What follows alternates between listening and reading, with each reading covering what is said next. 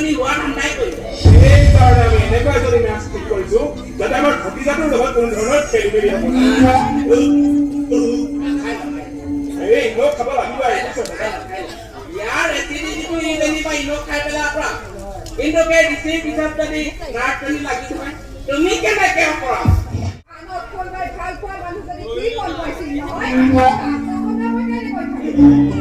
প্ৰথমতে চকুৰে দেখা পোৱাৰ আনন্দত সি হাঁহিব তাৰ পিছত ইমান দিনত কাক কাষত ৰাখিলো বুলি কান্দি থাকিব ভাইটি কি কান্দিবলৈ হলে তাকে চাইকেট্ৰিষ্ট বন্ধটোকো টুপি এটা পিন্ধাই গম পালে তাইক আকৌ খেদি দিব নহয়